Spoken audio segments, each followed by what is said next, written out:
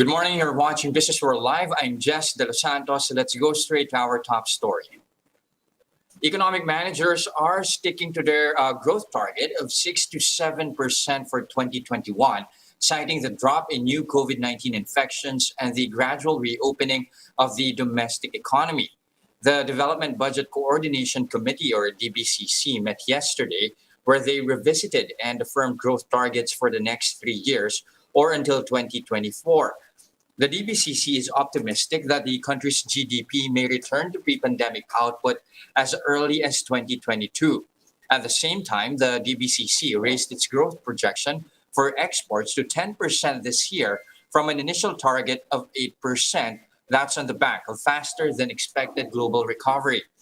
The interagency body also said the government will continue to push for the gradual and safe reopening of the economy, as well as the vaccination of residents in high-risk areas. The DBCC said the relaxation of quarantine restrictions in high-risk areas must be complemented with an accelerated vaccine rollout in order to allow more businesses to operate and consumers to participate in socio-economic activities. The DBCC also said there's a need to boost health capacity and prevent community transmission of the more virulent Delta variant. Now, economists warn that another round of strict lockdown measures will have a crippling impact on growth. ING's Nikki Mapa says that they will likely downgrade their already pessimistic growth outlook of 4.7% GDP due to the projected slowdown if more lockdowns are imposed. This as President Rodrigo Duterte said the government might just reimpose stricter curbs after the country recorded 3 deaths due to the more contagious Delta variant. But health experts warn that there could be more undetected Delta cases in the country. Greg Gregorio has the rest of the story. Has reported 3 deaths from the 35 cases of the Delta SARS-CoV-2 variant in the country. One was a crew member of the MV Athens, while the other 2 were local cases. The DOH said that one of the deaths was initially tagged as recovered, but was reclassified after validation. Despite having 11 local cases, the agency refuses to declare local transmission of the Delta variant as it still studies linkages among the infections.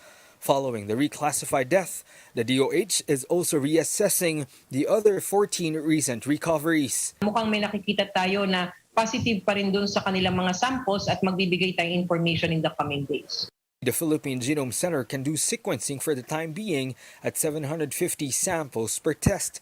With this limitation, some health experts believe that there could be undetected Delta variant cases around. Tip of the iceberg yung pagkakaroon ng Region 10 na 6.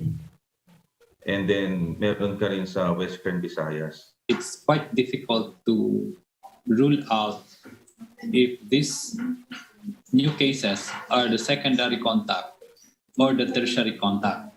That's where community transmission is going on. The Okta Research Group earlier said complacency should not be an option. Kailangan mag-ingat na tayo kasi it can happen anytime. Nangyari yan earlier this year. Health experts are now urging the IATF to rescind its resolution allowing children aged 5 and up outdoors. As for contact tracing, they want to include tertiary level contacts within 72 hours. For Solante, stricter protocol should be imposed on unvaccinated travelers. Go back to the 14th, test on the 5th to 7th. Walang home quarantine. Dapat sa quarantine facilities. Yet Sean, meanwhile, is pushing to include Thailand and Malaysia in the travel ban. He is also seeking a temporary halt in the repatriation of Filipinos. For News 5, Greg Gregorio, we are One News. Now, Metro Manila mayors are appealing to the national government to suspend its policy on allowing kids aged 5 to 17 to go out. MMDA Chairman Benro Abalos said this during President Duterte's Talk to the People address last night. Abalos said NCR mayors reached a consensus that kids should not be allowed outside because of the threat of the Delta variant, although he assured the public that the local executives are ready for the highly transmissible COVID variant. Here are other headlines we're keeping our eyes on. The government granted around 482 billion pesos in fiscal incentives to so-called favored firms in 2019, most of which are in the manufacturing sector.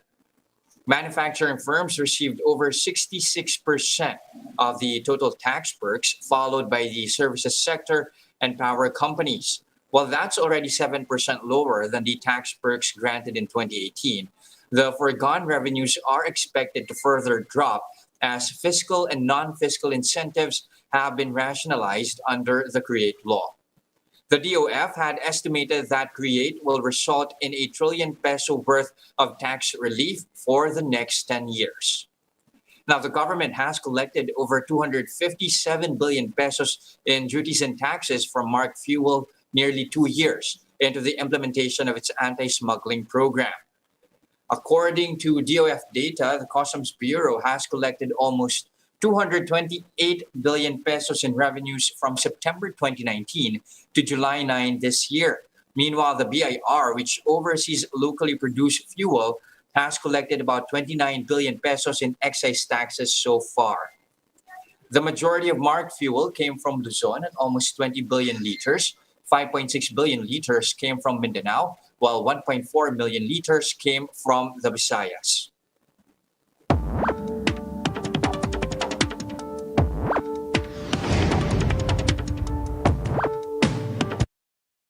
As the pandemic drags on, the tourism sector's contribution to the Philippine economy slumps to 5.4% in 2020, a staggering fall from its 12.8% share in 2019. But real estate developer LANDCO Pacific Corporation is not in any way discouraged as they try to work around the disruptions caused by the pandemic. To talk about what lies ahead for them and the sector, we have Erickson Manzano, President and CEO. Well, good morning, Erickson. Oh, good morning, Jess. Thanks for having us. Thank you for joining us. Well, okay, first things first, you heard what we just reported here, huge losses for the sector in 2020 from fewer domestic trips to even job losses. What's the experience like for LANDCO over the past year? Well, actually, over the past year, 2020, there was a marked drop in our sales. But 2021, there's a possibility that this would be our best year in sales in our 31-year history. So things have picked up since the second half of 2020.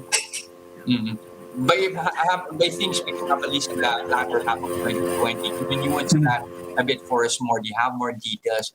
By how much of sales at least dropped in 2020, at least the first half?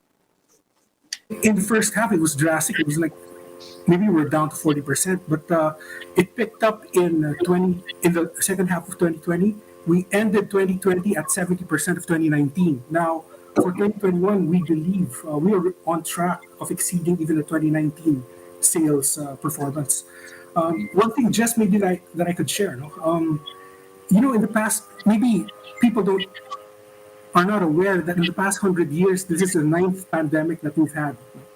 We've had starting with the Spanish flu, Hong Kong flu, Asian flu, SARS, MERS, AIDS. This is the 9th pandemic. And then, once the vaccination rollout programs the government has been done, we could see things going back to normal. Maybe it's a new normal. Like in 9/11, where there are structural changes, after 9/11, we have to go through the security of the airports, and I think we're going to have to go through that forever. There's some structural changes that are happening, maybe an emphasis on outdoors, but we foresee things going back to a new normal. But life will come back, as we remember it. Now, what's interesting about what you said, you saw things picking up at least in the latter half of 2020. What drove that recovery there for LANDCO? And how do you see that transitioning into 2021 as well? Yeah, okay. Well, LANDCO, we're a leisure developer. We sell lots. And I think one of the things that people have realized during the pandemic is that, you could be productive where you are.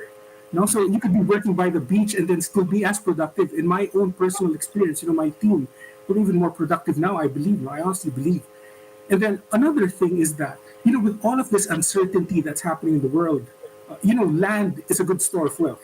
Where are you going to put your savings, your excess money? You could put in stocks, or you could put in cryptocurrencies. But well, good luck with that. But land historically has always been a great store of wealth. So I think that's why the realization has come from our clients that regardless of what happens in the economy, they have a good store of wealth wherein they purchase the land. So I believe that's one of the key factors. And also, what this pandemic has done over the past 18 months is that it has given us the time to really think about our lives. What are we doing? What are we doing, like working, doing all of this hard work for? So I think they've realized that, and then they're banking on the recovery after the pandemic, and then they'd like to enjoy their lives with their families and friends. So I think that's really it's an emotional, what we sell. It's leisure properties. It is an emotional purchase, and it is something that you want to share with your family and friends. And I think both emotional and also on hedging on what's going to happen after this pandemic. I think that's what's really driving the sales up. So would you say that a lot has changed when it comes to preferences here?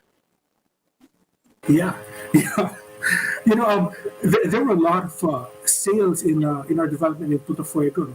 I mean, again, what we've realized is that we could be productive where we are. So you could literally do the same amount of work you were doing in the office in your beach house, and you could be as productive, and you have you're in an environment that it fosters creativity. So I think that's really one of the big reasons why sales have picked up. Threats of mobility curves once again getting stricter due to the Delta variant. Is this something that you are looking into or gearing up for? This is one of the structural changes that we're expecting. I think moving forward, even after the full vaccination rollout, I think there's going to be more emphasis on outdoor seating, on lower occupancies, on safety protocols. I think these things we will bring with us, far into the future. And again, like I mentioned, this is the 9th pandemic in the last 100 years. We know there's going to be another pandemic in the next decade or so. So this is something that we'll bring with us. And I think, developers and operators just need to pivot and expect the possible changes that might happen and anticipate it. But life will come back as we remember it. Mm-hmm. Now, earlier you said you are optimistic that they're going to book your biggest year yet, even perhaps surpassing our 2019 levels. But what are you banking on, and what exactly is your outlook for the year? Well, okay. Our outlook for the year, LANDCO, I think maybe there's an 8% probability that this will be our best sales in our entire history, 31-year history. So, and that's basically, that's all land sales. We sell leisure properties like lots. Of that income, maybe 70% would be beach lot properties. Mm-hmm. And that's happening now. That's not a projection. As of end of June, we are on track to achieving that by the end of this year. Mm-hmm. Now, you said you have current estates in Batangas and in Davao. How are these locations doing, and are you looking into other locations as well? Any other projects in the pipeline here for LANDCO? Currently, right now, we're really focusing on Batangas because, well, our Davao project has been sold out for quite a while. So we're focusing on La Ia and Calatagan. And we have other properties, in the planning stage. But I can't disclose that right now yet. But we're focusing on Batangas. You're focusing on... Go ahead. Sure. Batangas. And the reason is, it might take a while for things to recover, back as we remember it. But domestic tourism, we're going to see a lot of revenge tourism, domestic tourism after the vaccination rollout. Mm-hmm. And we're anticipating that. And so that's part of the strategy of LANDCO is that, you might not go abroad, but, the Philippines is beautiful. I'm not just saying that because I'm Filipino. I've traveled to many countries around the world, and I would tell you that the Philippines, our beaches are world class. Believe me, they are world class. And this is something that the Filipinos can enjoy. It's just driving distance from where you live. So, yeah, so that's what we're counting on. But how's take-up though in Batangas? Like what you mentioned, it's your focus at the moment. How's the take-up in the area so far? And when are you at least expecting majority of your estate to be booked? Okay. Right now, both La Ia and Calatagan combined, they're probably about 70% of our sales. Just those two projects. We have about a dozen projects that we're selling. We're a developer from Cabanatuan all the way to Zamboanga, Davao. So we're a nationwide developer. But 70% of our sales is in Calatagan and La Ia, beach properties. So that's what's selling. So you could see that that's what the market is looking at. And even in our sold out projects like Punta Fuego, we see a lot of secondary sales there. No? People have bought from us reselling their properties. These are like, 40, 50 properties in just the past 18 months. So, we see a focus and, a shift to to beach properties. Yeah. Because I think people are tired of being locked up in the city. So I think that's maybe one of the major reasons. All right. Looks like things are shaping up well for LANDCO. And like what you mentioned, you again are hoping for your best year yet, at least Yes. this 2021. Thank you very much for your time this morning. Erickson Manzano, President and CEO of LANDCO. Thank you, Jess. Thank you. Thank you. And those are the biggest stories on the business and economic front this morning, July 20, 2021. Catch Business World Live again this afternoon. That's at 3:15 p.m. I'm Jess De Los Santos. We are One News. Mask on, wash hands, and stay safe, Philippines.